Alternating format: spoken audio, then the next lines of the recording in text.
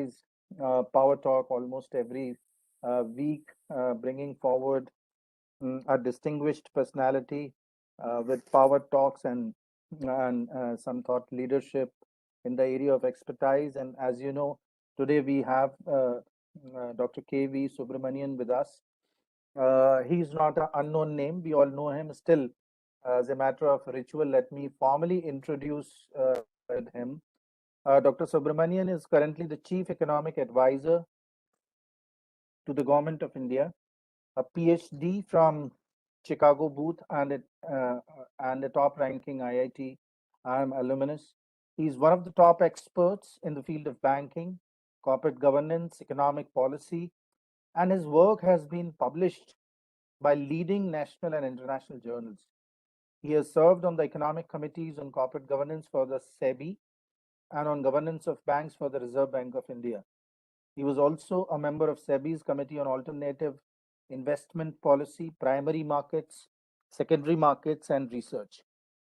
Dr. Subramanian has previously worked with American multinational JP Morgan Chase and major Indian MNCs like ICICI Bank and TCS. He was also a board member of the Bandhan Bank, the RBI Academy, and National Institute of Bank Management. Sir is a tenured professor at the Indian School of Business, Hyderabad. He has previously taught at Goizota Business School at Emory University in US. Professor Subramanian has been conferred the Distinguished Alumnus Award by his alma mater, IIT Kanpur. Apart from being the youngest Chief Economic Advisor, Sir is among the youngest to receive this honor from his alma mater. As far as the topic for the day goes, as you understand, he presents the economics survey. The topic is economic reforms post-COVID. And in last few years, friends, Dr. Subramanian has been putting forth unique ideas in the economic survey, which is published by the government. One of them is ethical wealth creation by integrating India's rich economic and spiritual heritage with modern economic ideas. It came forward in 2020 economic survey, and generating virtuous cycle where private investment, growth, and consumption feed into each other to help India become $5 trillion economy. It was featured in 2019 economic survey. The slew of reforms implemented by the government draw on the ideas advocated by Dr. Subramanian. We are fortunate enough to have him with us and to hear from him about his thought leadership on economic reforms post-COVID under the leadership of Honorable Prime Minister Mr. Modi. Sir, if I introduce you with the group, we have Independent Directors Data Bank, which is a policy initiative by Ministry of Corporate Affairs and has been conceived, developed, and now being delivered by IICA. I lead this initiative. We have about 25,000 independent directors on one single platform. We organize one power talk or CEO dialogue almost every week, discussing one important issue. And today I can see the number. We already have 140 plus independent directors logged into this to hear from you, discuss with you. Dear friends, this program is for 1 hour. Dr. Subramanian has engagement at 5 p.m. So we would be hearing him around 30 to 35 minutes, and then I would open the floor for question and answers. I'm sure you would like to interact with him. Over to you, sir, and a warm welcome. Thank you very much, Professor Gupta, and a very good afternoon to all the participants in this session. Thanks to IICA for inviting me to share my thoughts on what I think history will judge as a very path-breaking period for India. During this COVID pandemic, India has been the only country to have implemented so many structural reforms, and has not only implemented these reforms, but has also really brought path-breaking change in the economic thinking itself, which will drive our progress going forward, not only in the coming years, but I'm pretty sure in the in this decade. Let me just give you some perspective in terms of where we were, and I'm saying not in a 100-year period, but over a 2,000-year period, where we were, how, our dominance, then our decline significantly during the imperialist era, and also during the socialist period, and where we are headed. As we all must have paid attention, India is now 75-year-old nation, and the reforms that we've put in place now, in my opinion, and I say that with enormous confidence, will really help India be a very, very dominant economic power in the Committee of Nations by the time India is 100.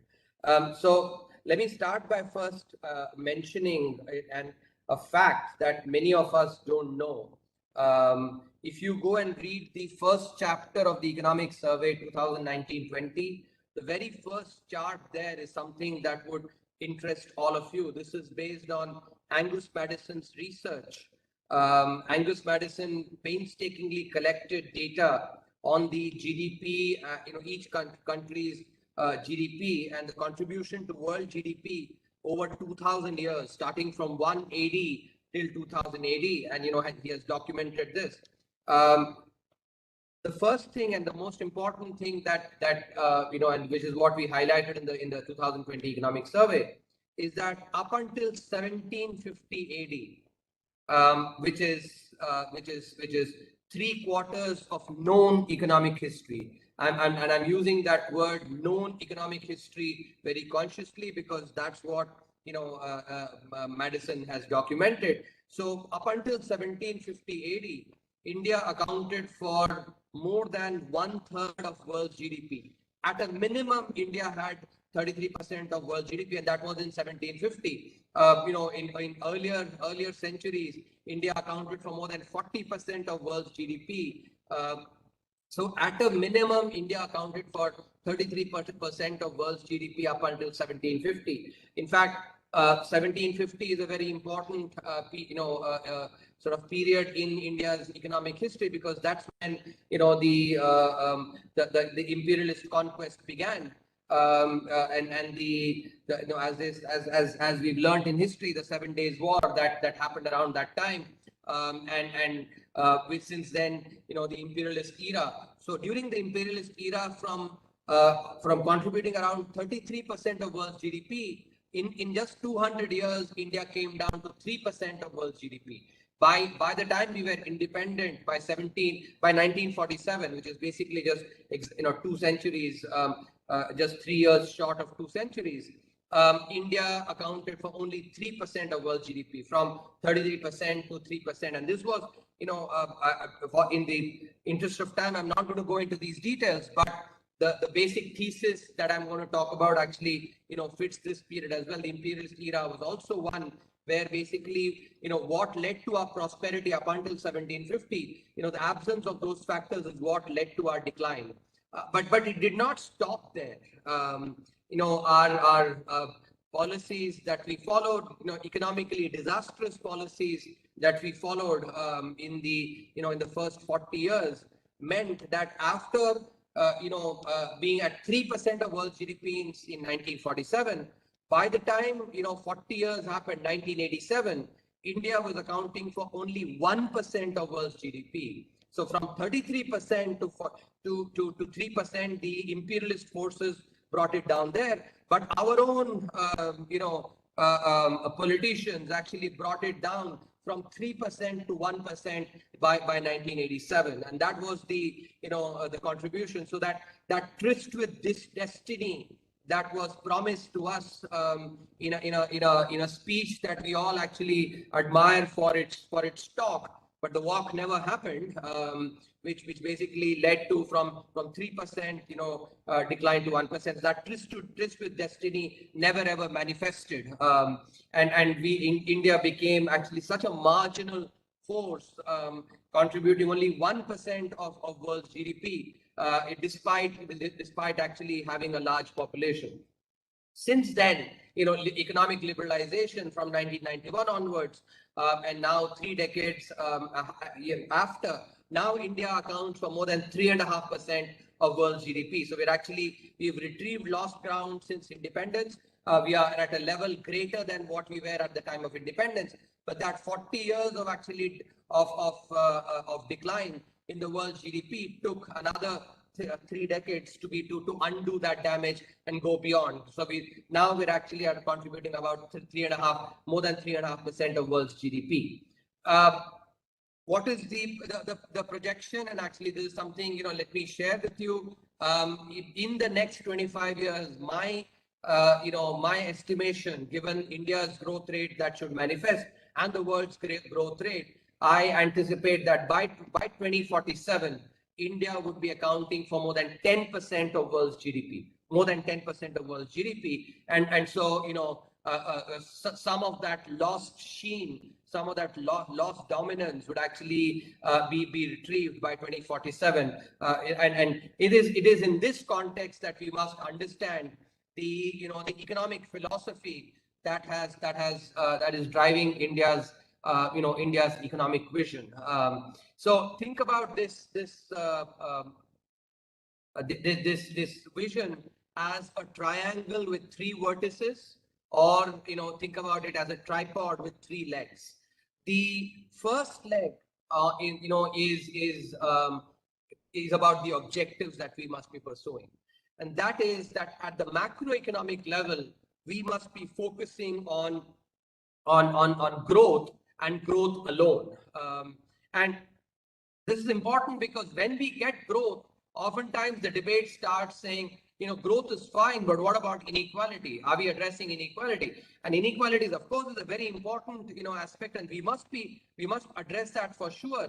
But the right way to address that is through welfare programs, actually through efficient welfare. So the macroeconomic focus on growth and growth alone, together with efficient welfare, is the objective that we must keep. And in this context, the pandemic year 2020, when the global economy itself went down significantly because of the impact of the pandemic and the economic restrictions that had to be placed, that the performance of the global economy and different constituents of the world economy and India itself must be remembered whenever we think about this debate between growth versus inequality. The fact that last year our growth, was minus 7.3%. In other words, our GDP declined by 7.3%. Of course, there's been a V-shaped recovery in the economy, but when you look at the difference in the, when you open the hood of the car in some sense and start looking at which constituents have been most impacted,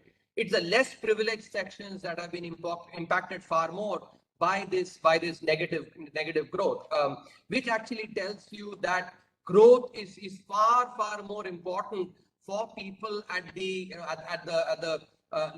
lower strata of society, lower income strata, compared to the richer ones. Because even in a period of minus 7.3% growth, the privileged sections have not been impacted as much. It's the less privileged sections that have been impacted the most. So the logical conclusion from that is that it is indeed growth that is by far the most important for the lower strata, income strata, of the population to actually benefit. And I think the performance since 1991 is testimony to this fact as well.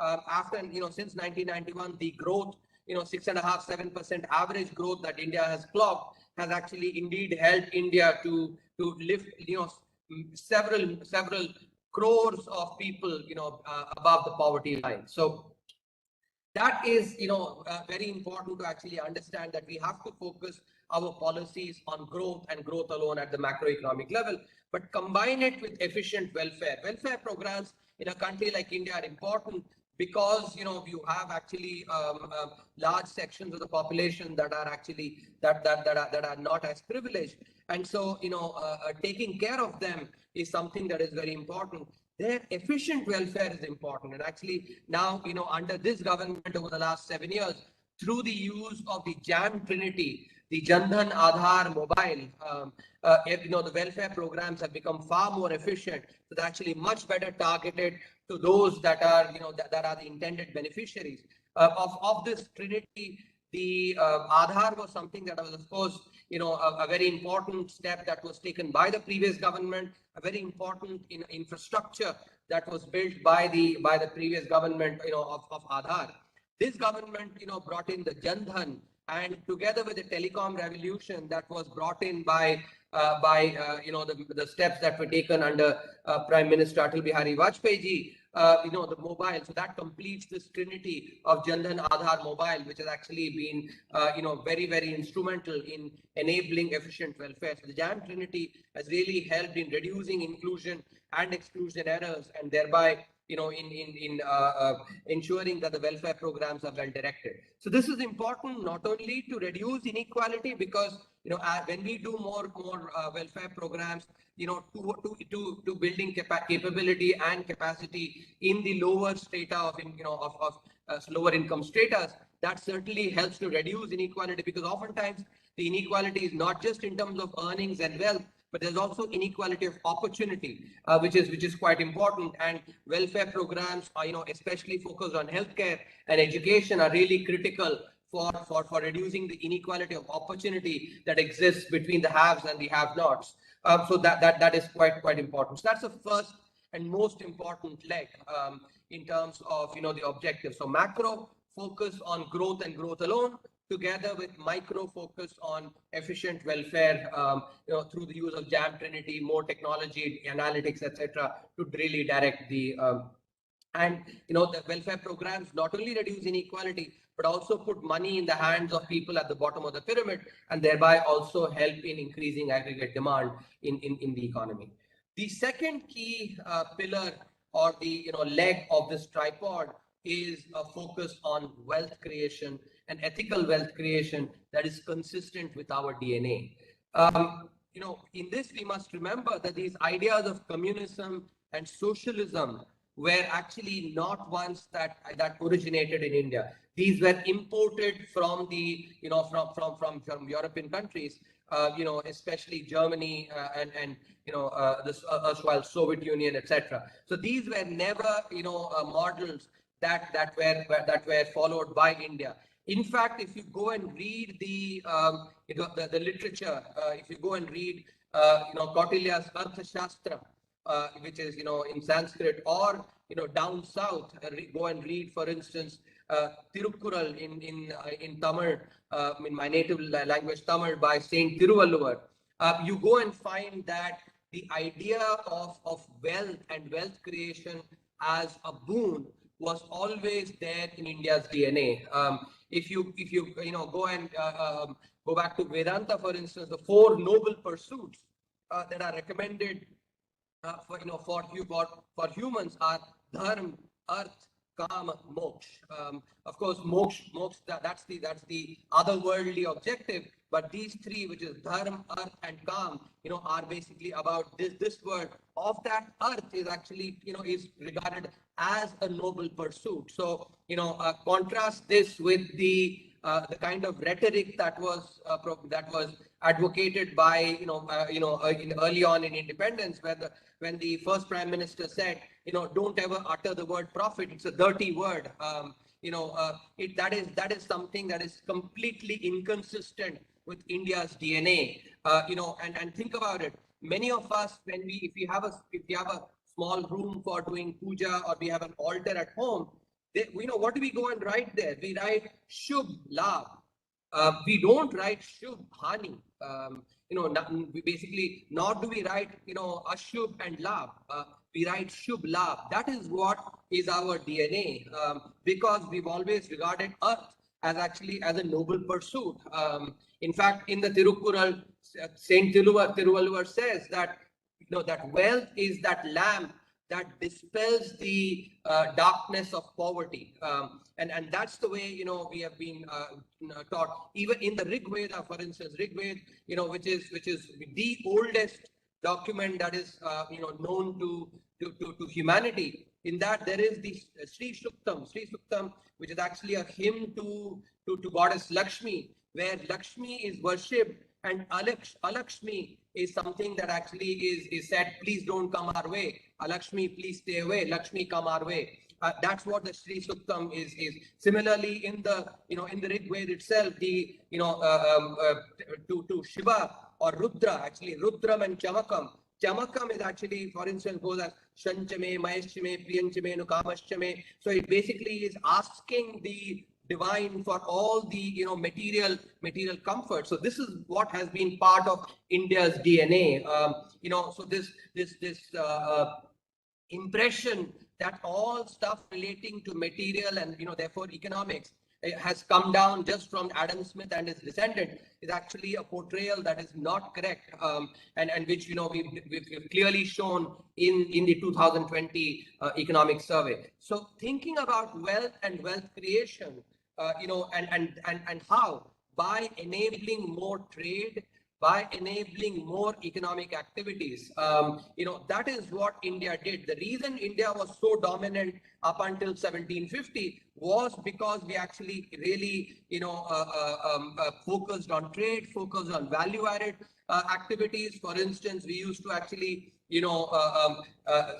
sell stuff that was value-added, whether it was textiles, whether it was, indigo and others. That is how India actually prospered by using manufacturing. The manufacturing that is consistent with those times, but emphasizing manufacturing and value added and exporting that to several countries. That's how trade was what basically brought India so much prosperity. So I think it is really critical for us to understand that aspect, that wealth and wealth creation have always been regarded as a boon. Now, thereby it follows that trade being enabled, it was always enabled the private sector.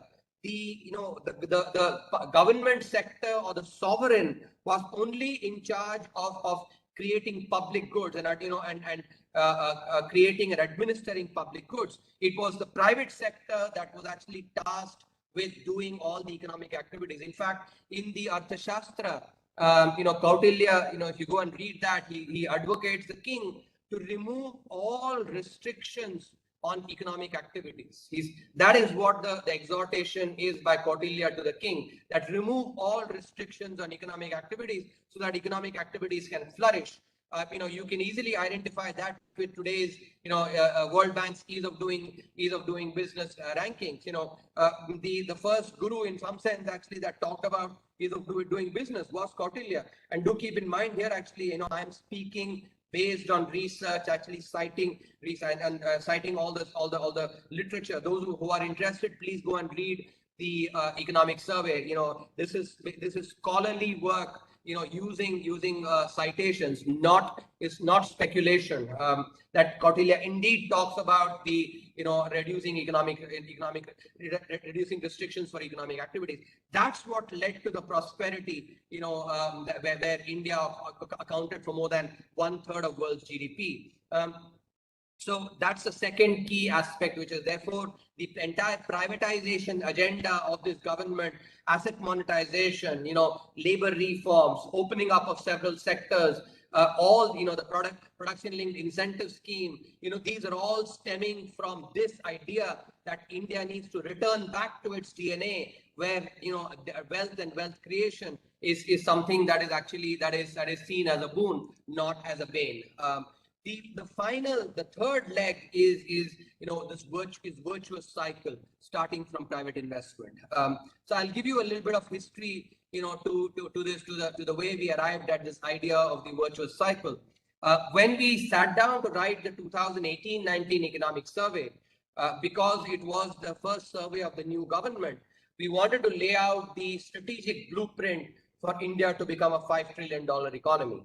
And not just that 5 trillion, but actually thereafter, also go on to become a $10 trillion economy in due course. So in laying out this strategic blueprint, what we did was we looked at every country over the last 100 years.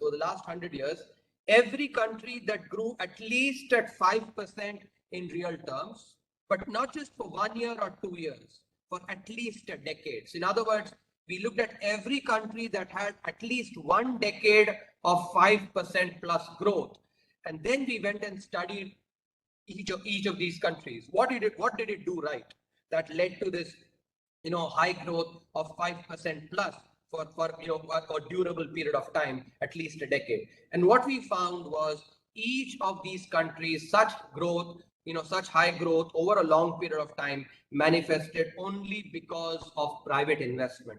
It was private investment that enhanced productivity, increase in productivity, and job creation that happened from investment created jobs in the process. The Industrial Revolution, for instance, is a very good example of job creation that happened from private investment. Such job creation put money in the hands of people. Productivity increases also increased wages. That also put money in the hands of people. Which is what basically pushed consumption. So consumption was an outcome in the first round effects, not the key, policy emphasis variable. It was investment and private investment that was the key focus in each one of these countries. Consumption increased. When consumption increased, anticipating more consumption, private sector invested even more in the feedback, effect. So that's the second round effects, and that is how the entire virtuous cycle came about, which is private investment leads to productivity gains and job creation in the economy. That actually enables more money in the hands of people, which pushes consumption, at more consumption that is anticipated, then makes corporates invest even more. And that is how this virtuous cycle proceeds, which continues accelerating growth. And in this process, the government has to play a role as a facilitator. And here, supply side reforms, where we've actually the labor reforms, the agricultural reforms, the enterprise policy focused on private sector, the opening up of several sectors for FDI, the financial sector reforms. These are all very important in this process of encouraging private investment. And the capital expenditure driven policy of the sovereign itself, fiscal policy focused on capital expenditures, also is very important, because one of the key aspects that I've always believed in as an economic policy maker is that the way we would treat our own money, the care with which we would treat or invest our own money, we have to actually treat the taxpayers' money with even more respect, even more reverence.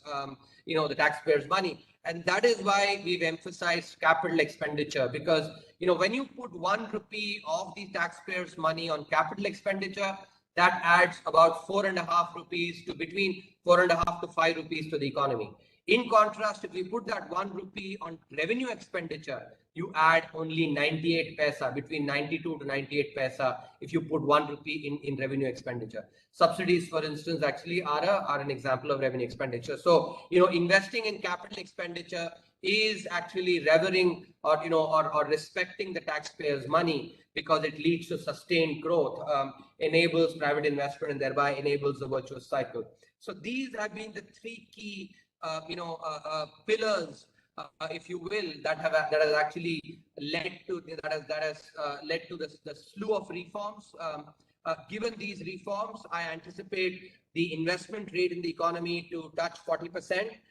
So what we economists use the proportion of gross fixed capital formation to GDP in the economy to touch 40% soon. In a year or two from now, or move towards 40%, and productivity also to improve. Macroeconomists use the incremental capital output ratio as a proxy for productivity. So productivity gain should also happen as a result of these reforms, which will definitely both of which will lead to macroeconomic growth at the macroeconomic level, because growth is basically a function of investment rate in the economy and the productivity in the economy, both of which actually should get impacted through these reforms. Do keep in mind, just to draw a parallel to the 1991 reforms, the impact of those reforms were not felt immediately. It took about a year and a half for the impact of those reforms to be felt.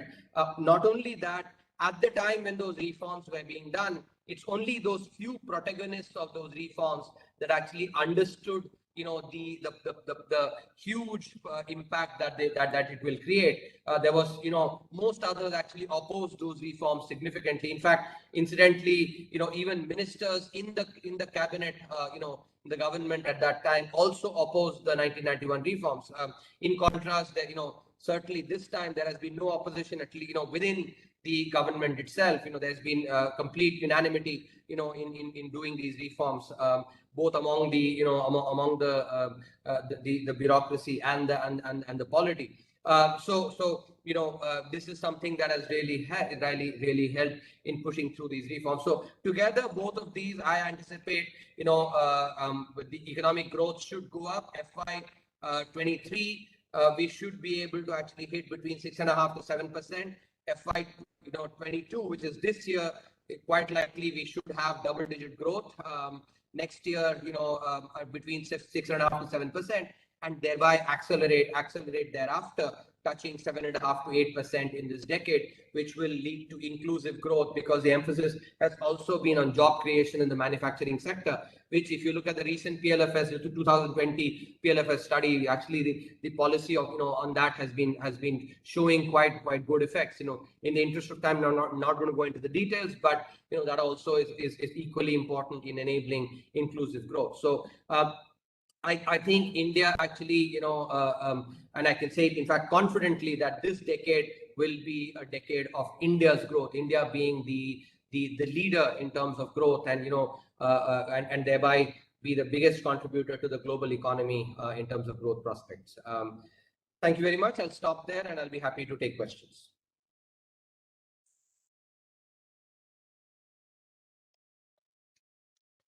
Thank you, sir, for a very insightful talk and helping us to understand the journey, uh, right from the ancient literature to the global research, and your own unique way of articulating and presenting before us the facts with a vision which is crystal clear in terms of how we would be placed when we will be celebrating 100 years of Azadi Ka Amrit Mahotsav in 2047. Now I open the floor for the question answers. We still have 15 minutes for to spend on this, and I can see there are a lot many questions. So who would like to go first, please? If you can raise your hand so that we pick up one after another.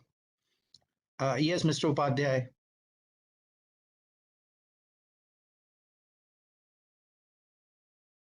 Please unmute yourself, sir. Mr. Upadhyay, please unmute yourself.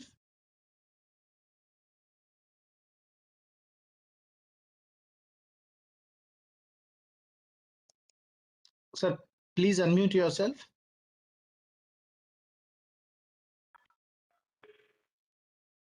Right दिया है उन्होंने, किया नहीं अब time please. Mr. Upadhyay, we can't hear you. Please unmute yourself. Okay, in the meantime, can I take up Mr. Sridhar?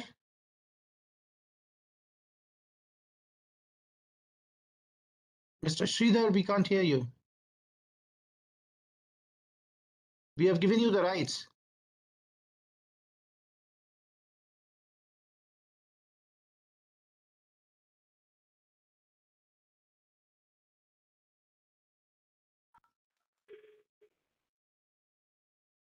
Yeah, okay, thank you. Good evening, Doctor. Very insightful presentation. One of the key impediment in the economy today, particularly when it comes to MSMEs, is that the old theory of personal guarantees and collaterals even before starting the business. Now, if this impediment is removed, you can unleash the great potential, and the banks and the financial institutions should look at the business model, the business assets, and the cash flows coming from that, instead of looking at stupid personal guarantees. There are various cases going on. Banks are closing the accounts, and it is counterproductive to government initiative. So this is my simple point, Doctor.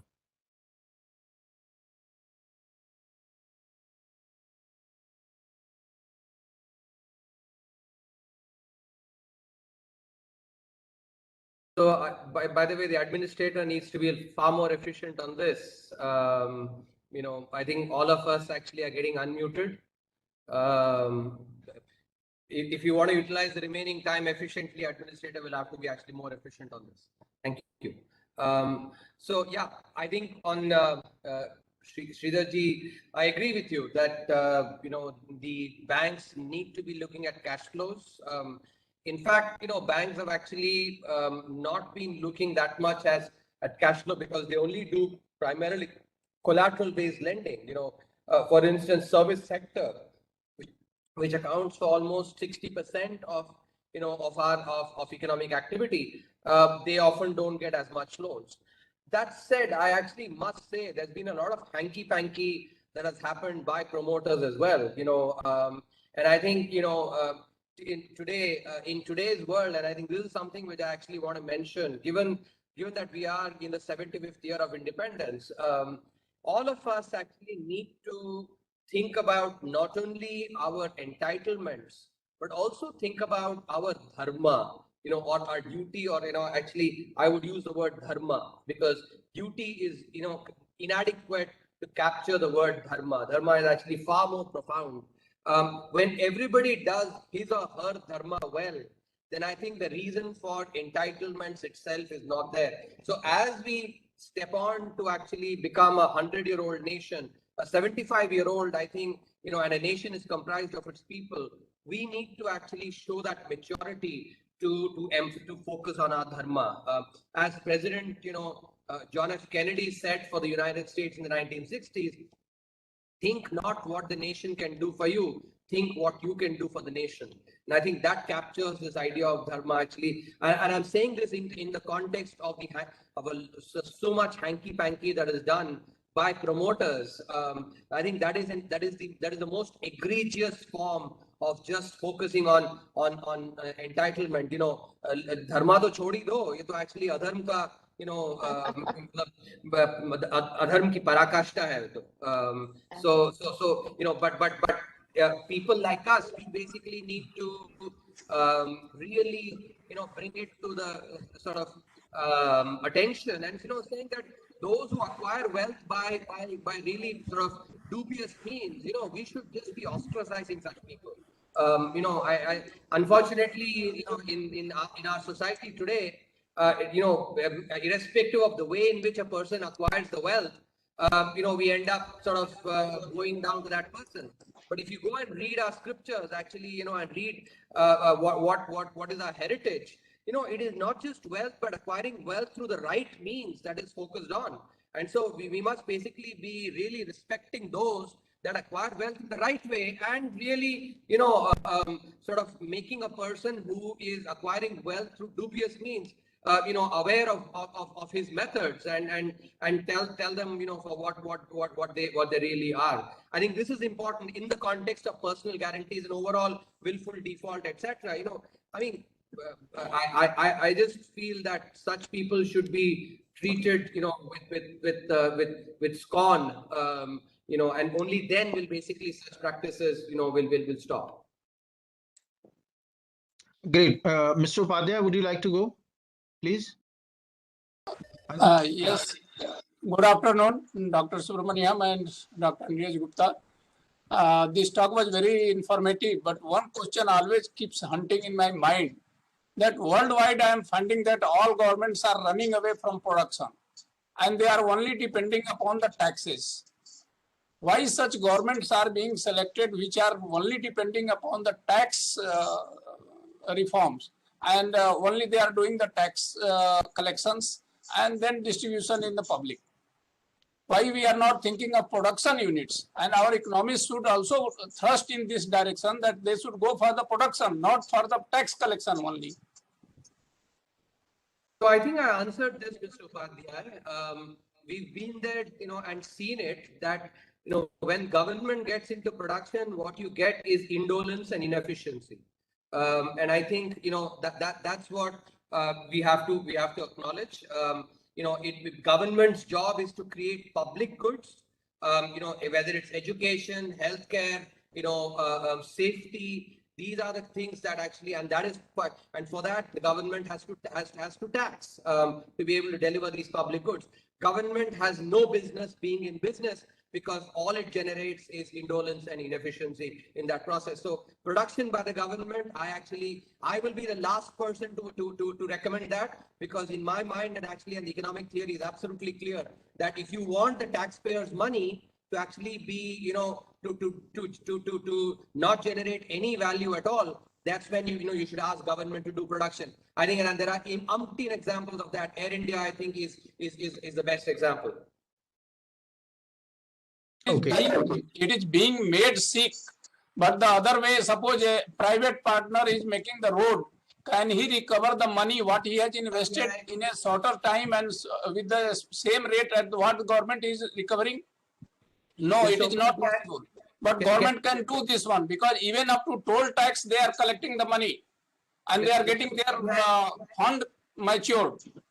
Can I, Mr. Upadhyay, let's, I would urge you to go and read the economic survey chapter, on privatization and wealth creation. Look, I do not give opinion. Everything I speak is based on evidence, carefully constructed evidence.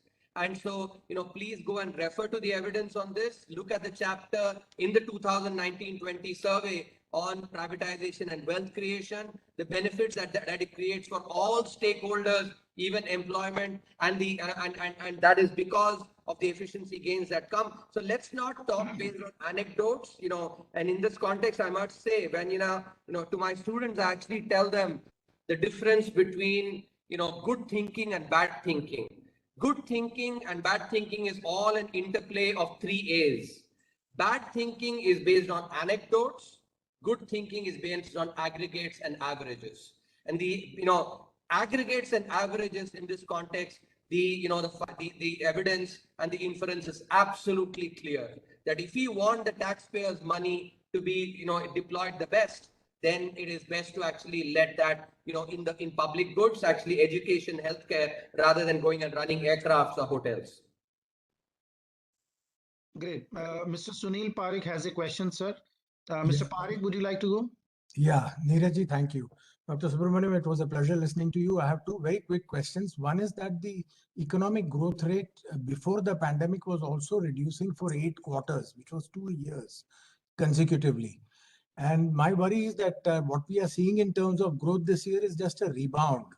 How are you feeling so bullish about the fact that, the trends that actually led to a lower growth before the pandemics, those conditions will not prevail in the future? Second point is to do with the fact that you have said private investment is the way forward for economic development over long decades, as history shows of other countries. But sir, private investment only follows the route of demand in the market. And for that, the precondition is that there is expendable money, surplus money in the economy, money in the hands of people that creates the demand. And it is only then that private investment goes forward. Public investments, on the other hand, it's easy because it is collected from tax and it is for public goods. So this model has an inherent risk that if you do not have the adequate level of demand in the market, private investment will not flow. What are your views on this? Thank you.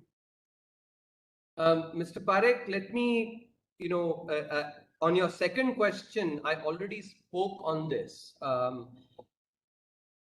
As I said, in the second round effects, so what you're focusing on is actually, one part of this virtuous cycle, which is that, when you look at the what is the chicken and what is the egg, and this is something which we did that because at the macroeconomic level, do keep in mind that every variable is both a cause and an effect. Because as you said, consumption leads to investment, but even investment also leads to consumption. And especially when you look at it over a long period, 20 years, 30 years, or 40 years, then every variable is both a cause and an effect. And therefore, what you require is scholarly research to disentangle what is the first, what is the first move actually, because these are like domino effects, right? What is the one that first moves that leads to actually other dominoes falling and thereby other, sequence of dominoes falling. And that is where private investment is the first domino, in some sense, the ball that sets that domino effect going. You're absolutely right that in the second round effect, if for instance, consumption does not pick up at all, let's say for 2, 3, 4 years, then, investment will not pick up. You're absolutely right on that. But, this also actually you have to keep in mind, but when investment happens, especially for instance, construction sector activity goes up. And we saw this in the fourth quarter this year. Because of the focus on capex by the government, construction sector activity grew by 15% in the fourth quarter. What happened as a result? Consumption actually grew by almost 3% this year, in that quarter, after having declined for three quarters. Why? Because consumption is actually driven not only by people like us, but also by people at the bottom of the pyramid. And construction sector in particular accounts for a lot of jobs in the informal sector.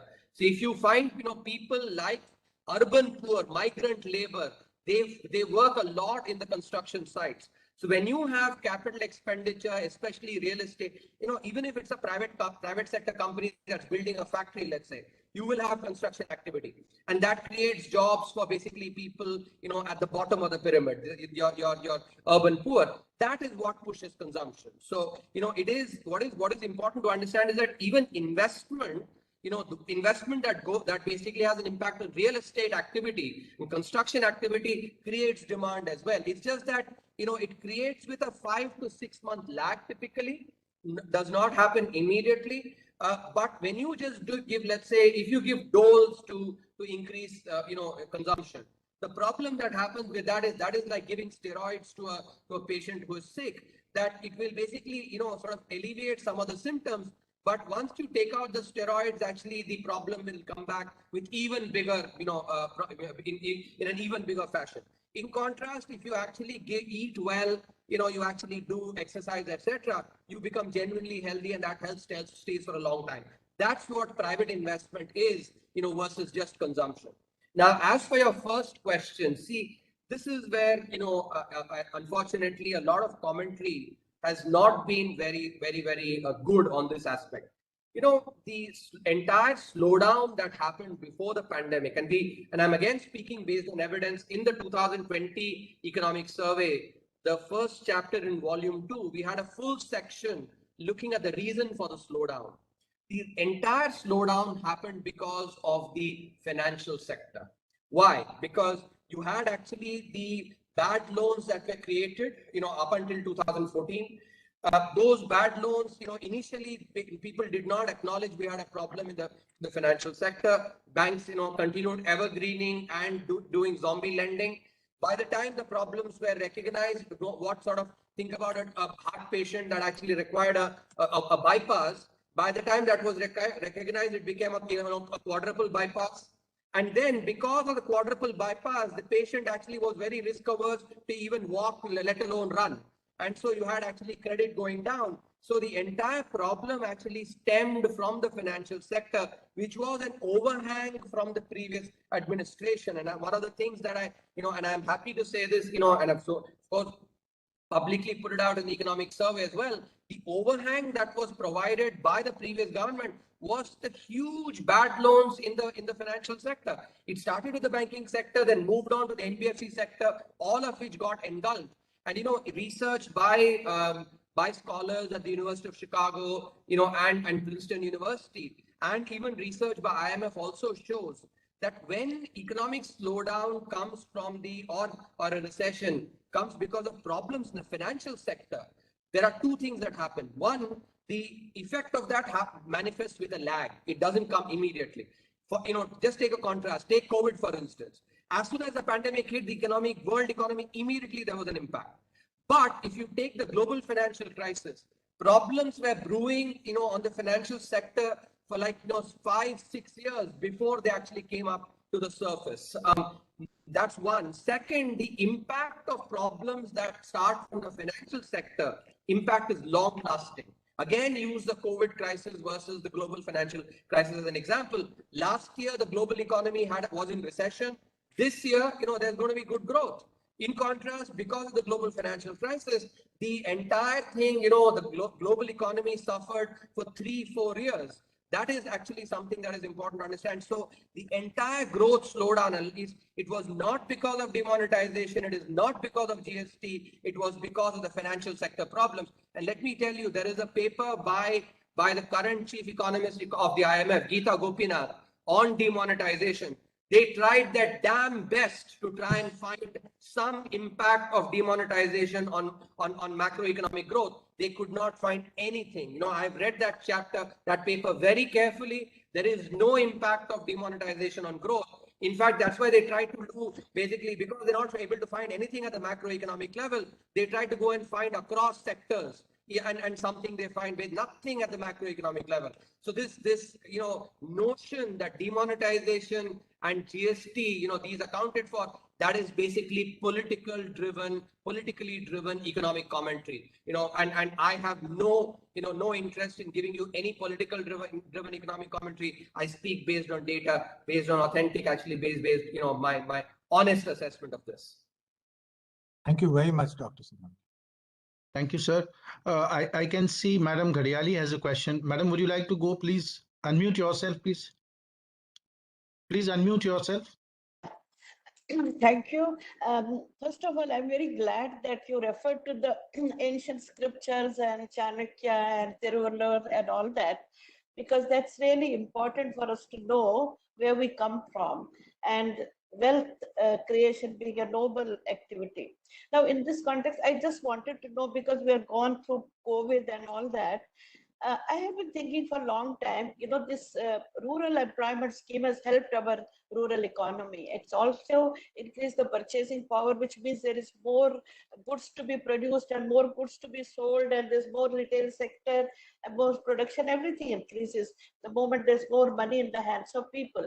So are you thinking in terms of starting an urban employment guarantee scheme? Because I think we have a lot of urban poor. Of course, you talked about construction workers, which is very important. They need to be there, and because we have open construction sector, in spite of COVID, in here we have a lot of COVID in Tamil Nadu, but construction is going on and workers are able to feed themselves. It's a very good decision. But what I'm saying, are we thinking of urban employment guarantee scheme so that there can be more wealth in the people, hands of people, there'll be more production and more prosperity, more retail, more everything? So, Madam, we've already thought about that urban guarantee, and we've decided that is not a good idea. And I'll tell you why. So, multiple reasons. Firstly, if you look at the research on Manrega, which is basically the rural job guarantee scheme, during bad times like this, distress times, it does provide distress employment. But during good times, it is actually a big drain on taxpayers' money. There are much better way. Think of spending that taxpayers' money. For instance, if that money goes into creating healthcare infrastructure, for instance, or maybe providing universal pension for the for basically the elderly, or it, let's say, goes into creating a universal health insurance for all. Those are much better ways of spending that money, because Manrega during good times has been found to be very inefficient. Number one. Number two, whenever you create something that is a permanent entitlement, the National Food Security Act is actually is an egregious example of this. That is actually the worst way to spend taxpayers' money, and which is not consistent with my that I actually talked about. The third point is that in the case of urban guarantee versus rural guarantee, in rural areas the nature of jobs is not very, it's not very heterogeneous. Also, the jobs are seasonal, especially during the agricultural season. Jobs are there. And when the cultivation season is not there, actually, that's a fallow period. Unlike that, in urban areas, the job demand for work is actually all through the year. There's no seasonal work or unseasonal work in urban areas.